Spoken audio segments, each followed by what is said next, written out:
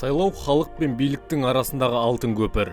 Бұл жай ғана дауыс беру емес, бұл әрбір азаматтың ел тағдырына, болашағына әсер ету мүмкіндігі. Демократиялық қоғамның басты белгісі саналатын бұл үрдіс халықтың сенімі мен мемлекет тұрақтылығының тірегі. Мақтаарал ауданы еліміздің оңтүстігіндегі ірі аграрлы өңір. Мұнда 100 мыңнан астам халық тұрады. Олар үшін сайлау қоғамдағы өз орнын сезінудің, азаматтық борышын орындаудың нақты көрінісі. Осы жолғы саяси науқан ел дамуына жаңа серпін беру мақсатында ұйымдастырылды. Біз Мақтаарал аудандық сайлау комиссиясының төрағасымен арнайы сұхбат жүргізіп, аудан көлеміндегі дайындық, әділдік пен ашықтық принциптерін тереңірек талқыладық. Мақтаарал ауданы бойынша жылдың басында, жылдың жартыжылдығында қалсан несін аламыз ғой, статистикалық мәліметін. 130.700 халық тұрады. Екі кент, 9 ауылды округ орналасқан. Жалпы сайлаушылардың саны 70.413 сайлаушымыз бар. Мақтаарал аудандық аумақтық сайлау комиссиясында бір аудандық аумақтық сайлау комиссиясы орналасқан. Онда 7 адамбыз комиссияда. 2 облыстық округтік сайлау комиссиясы орналасқан біздің ауданымызда. Әр сайлау комиссиясында 5 адамнан 10 адам және 18 округтік сайлау комиссиясы бар, аудандық мәслихаттардың депутаттарын сайлайтын. Онда 5 адамнан 90 адам сайлау комиссиясы мүшесі бар және 68 сайлау комиссиясы, учаскелік сайлау комиссиясы орналасқан. Оның 3-еуі жабық. Жабық дегендеріміз жанында 2 аурухана, бір әскери бөлім бар. Қалғандар ашық көп естіп келеді, жанында 59-ы. Онда 394 сайлау комиссиясы мүшесі бар. Сайлаушылардың санына қарай оларда 5 адам мен 9 адамның арасында болады, 7 адам болады мүшелер. Жалпы барлығы 501 комиссия мүшелері бар Мақтаарал ауданында. Жалпы сайлау комиссиясының негізгі міндеттері не? Сайлау комиссиясының негізгі міндеттері енді мынау Қазақстан Республикасындағы президент сайлау,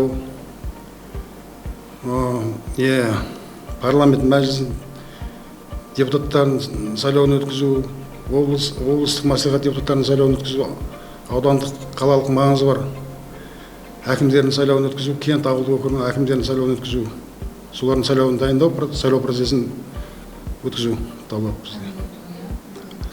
Соңғы қандай сайлау өткіздер депутаттар, сол бойынша кетеміз, халық милициялары қалай болды, қалай өткізіп. Соңғы өткізген сайлауымыз шығып қалған депутаттың орнына аудандық мәслихаттың депутатын сайлау өтті, бірінші округте Мырзахан кентінде.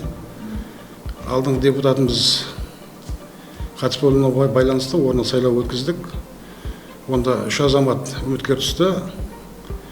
Бір азаматымыз және басым дауыспен жеңіп, депутат атанды. Біз енді сайлау мандатын береміз, куәлігін береміз. Сайлаудан кейін және тіркейміз оларды және депутат ретінде ауыл әкімдерін. Сонымен қатар былтыр білесіздер, республикамыз бойынша жалпы халық референдум өтті. Оғанда 75% аудан тұрғындары қатысты жалпы сайлауға. Сонымен қатар біздің енді облыс бойынша болады, енді республика бойынша да болуы мүмкін. Облыс бойынша 4 аудан әкім сайлауы өтті. Соның ішінде біз Мақтаарал ауданда да аудан әкім сайлауы өтті. Онда да 70-тен астам сайлаушылар қатысты. Өз таңдауларын жазады. Мұнда бұрын атқарып жатқан аудан әкімі Бақназар Асановты халық қолдап қайта сайлады. Ауданымыз жаңадан ашылған ғой, 2018-де. Ауданға келген кезде, кірген кезде келіп етін несін көріп жатқан жастар. Абаттандыру, көріктендіру жұмыстары. Қазір бұрын аудан орталығы болған, Жетісайға қосылып кетіп, тұралап қалып бұл Мырзахан кенті. Сол аудан келіп осы жерге неған екен, қан жүріп тамырына ел көркейіп, жақсы нелер жұмыстар атқарылды. Сол кісінің несіне қарап, сол кісіні қолдады көпшілік басым. Халықтың белсенділігі қалай сайлауға деген соның ішінде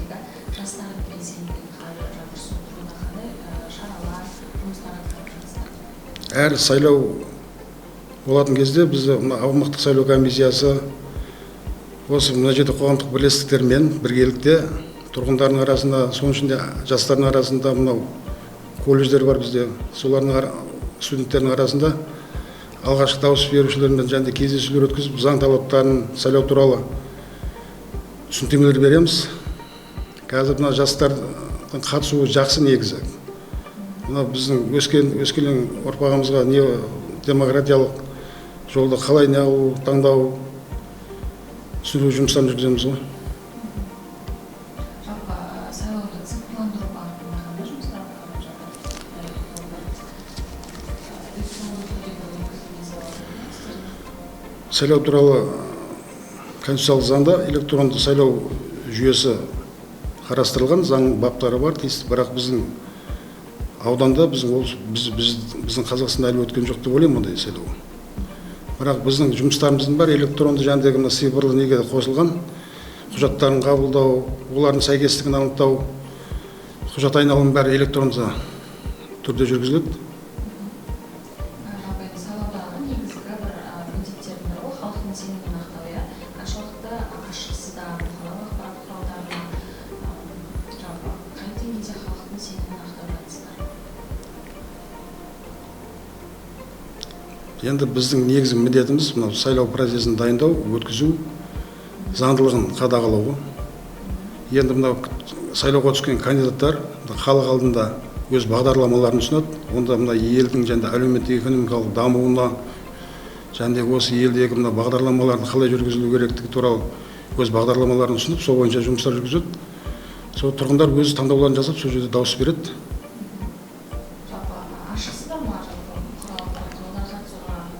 Ашықпыз, біз әрқашан мынау аудандық мақтарлы газетімен осы жерде өзіміздің ауданда да 2-3 басылым бар. Сол кісілермен де тығыз байланыстамыз. Кандидаттарымыз, телевидениеміз бар, Санұр телевидениесі Жетісайда орналасқан. Ол кісілермен де ашықпыз. Сол кісілер нелерін әр пресс-курант дейміз, соларын ұсынады. Сол бойынша әр кандидат қай неге барып тапсырады. Біздің ол кісілердің плакаттары басылымға шығатын жәндегі бағдарламалары, телевидениеге шығатын нелердің бәрін ақысын біздің сайлау комиссиясының есебінен төленіп отырады, келісімшарт арқылы. Сайлау комиссиясына жалпы кімдер қатысады, олар қанша адам барсыздар қазір құрамында, және де оларды сіздер уақыт-уақытымен оқып тұрасыздар, иә, жаңағы курстарға барып деген сияқты, сол қаншалықты жиі оқып тұрасыздар? Мысалы, қазір сайлау өтейін деп отыр, біздің Еңбекші ауылдық округінде әкім және заңда белгіленген мерзім аяқталуына байланысты. Біз өзіміз осы және 4 учаскелік сайлау комиссиясы бар, ол кісілермен және бүгінге дейін 2 рет өткіздік. Алда тағы жоспар бойынша тағы бір 2-ін өткіземіз. Заң талаптарын түсіндіру ғой, және сайлауды заңды бұзбау, және бұрыннан бар ғой, қалыптасып қалған.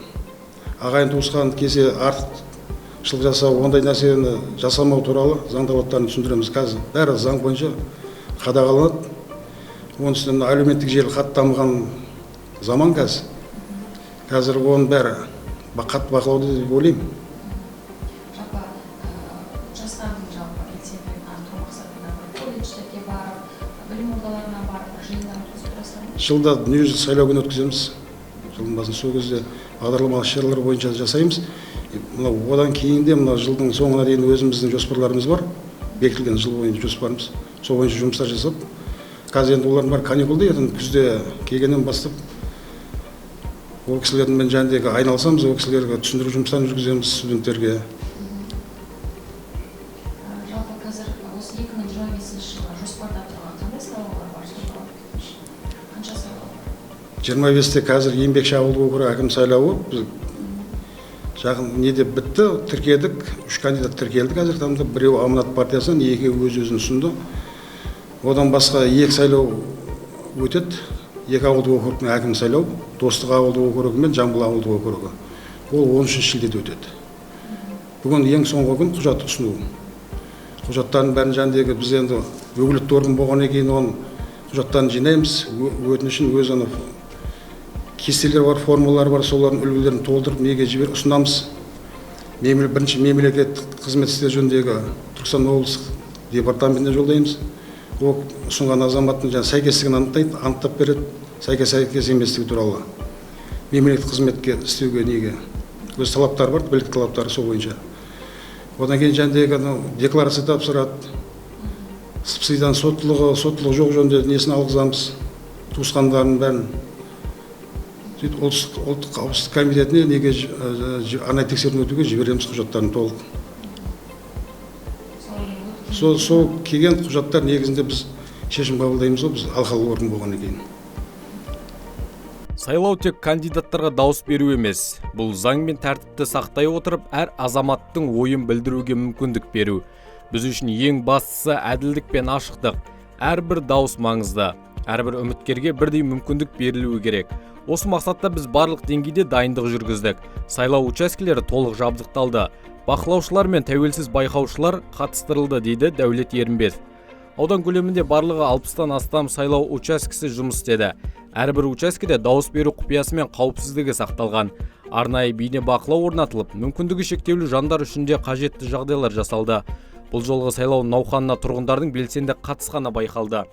Ерте таңнан учаскелерге келген қарттар, жастар мен еңбек адамдары ел болашағына деген жауапкершіліктің жарқын көрінісі болды. Біз бүгін жиналыс жасадық, 3 кандидат ұсындық, таңдауларын жасаңыздар, сайлауға кеп қатысыңыздар деп жатырмыз ол кісілерге.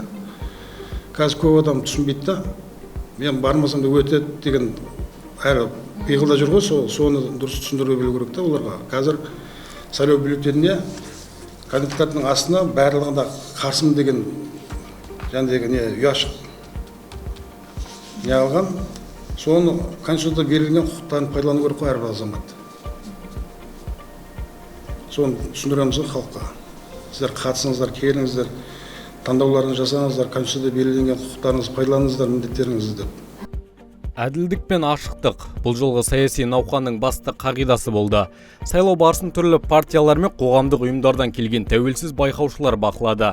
Бұл өз кезегінде халық сенімін нығайтып, елдегі демократиялық дәстүрдің дамып келе жатқанын көрсетті. Сайлау тек бюллетен салумен шектелмейді. Бұл болашақты бірге таңдаудың, жауапкершілікті сезінудің, ел тағдырына ықпал етудің маңызды сәті. Әсіресе ауыл аймақтарда ел тіршілігінен алыстамаған жерлерде бұл үрдістің маңызы тіпті зор. Мақтаралдықтар бұл жолы да бірлік пен жауапкершілік таныта білді.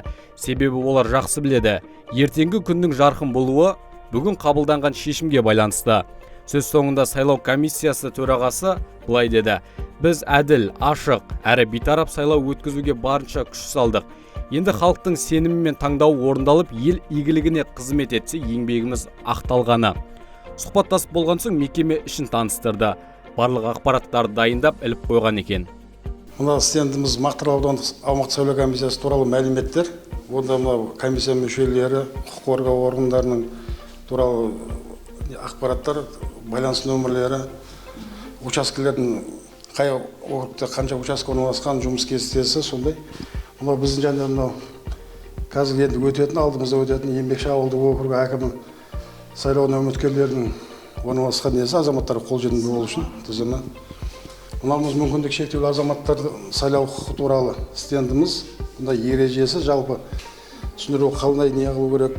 Мынау Мақтарал ауданында аудан бойынша орналасқан учаскелік сайлау комиссиялары туралы мәлімет, қай елді мекенде, қай ауылдық округте, кентте орналасқан, қандай участке қай жерде екен. Жалпы мағлұмат бұл, инфографика. Сайлаушылардың тізімдерін енгізу түсіндіру қалай. Мына шарттар, талаптары, дауыс беру тәртібі деген сияқты нормативтік құқықтық актілер. Мына біздің өркендер жолы ұлылық ұрпағы жүрер ұғынып деген стендіміз. Сайлау жүйесінде осы ауданда қанша жылдан бері қызмет істеген азаматтарымыз туралы мәліметтер. Сайлауды әзірлеу және өткізу жөніндегі шаралар туралы ақпараттық бұрышымыз. Мынау жөнінде аумақтық сайлау комиссиясының тынысы. Осы жерде жиналыстарымыз өткен, депутаттар, ауылдық округ әкімдерін сайланған азаматтарға куәлік тапсыру сәттері, және сондай-ақ орталық сайлау комиссиясының төрағасы Нұрлан Әбдіров Мақтарал ауданында жұмыс сапарымен келген 2020 жылы. сол бойынша мына стендтер жаңа фото. Қазіргі таңда ауданға қарасты Еңбекші ауылдық округінде әкім сайлау өткелі жатыр. 3 үміткер таңдалған. Халық өз болашағына, жергілікті дамуға тікелей әсер ететін маңызды таңдау жасағалы жатыр. Аудан әкімі ауылдардың жағдайына, инфрақұрылым мен әлеуметтік мәселелерге, экономикалық өсімге тікелей жауапты тұлға. Сондықтан бұл сайлаудың маңызы зор. Әкім халықтың аманатын арқалайтын тұлға. Сондықтан дұрыс таңдау жасау барша тұрғынның ортақ парызы. Қазір біз Еңбекші ауылдық округіндегі Тәңірберген Жайлыбаев ауылында тұрмыз. Мына 405-ші сайлау учаскесі. Өздеріңізге белгілі 29 маусым күні ағымдағы жылдың Еңбекші ауылдық округ әкімін сайлау өтетін болады. Қазіргі таңда сайлауға дайындық жұмыстары жүргізіліп жатыр. Мына өздеріңіз қарап отқандай қазір кабиналардың бәрі құрылған. Комиссиялар өз жұмыстарын жасап жатыр, кезекшілік жасауда. Одан бөлек қазір бізде комиссия мүшелері шақыру қағаздарын таратуда. Құдай қаласа сайлау науқанын жоғары дәрежеде өткіземіз деген ойдамыз. Әзіргі уақытта қарап отқандарыңыздай 405-ші сайлау учаскесінде толық сайлау науқанына комиссия мүшелері толыққанды дайын. Сонымен қатар бізде комиссияда өз міндеттерін бәрі біледі, тәжірибелі мол азаматтар.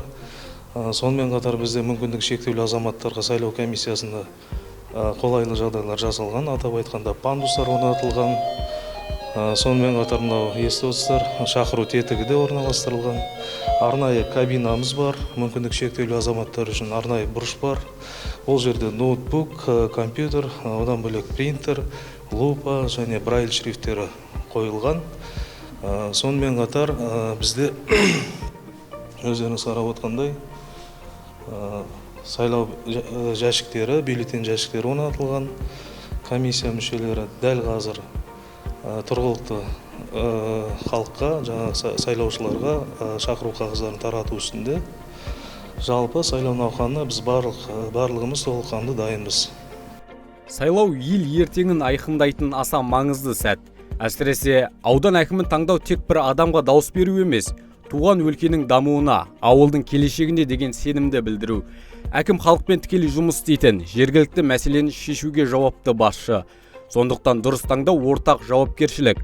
Халықтың дауысы, үміт пен сенімнің дауысы. Бұл сенімді ақтайтын, ел мүддесін алдыңғы орынға қоятын басшы таңдалса, ауданда алға басады, ауылда өркендейді. Ендеше, әрбір тұрғын өз таңдауына жауаппен қарап, елдің ертеңі үшін дұрыс шешім жасайды деген сенімдеміз.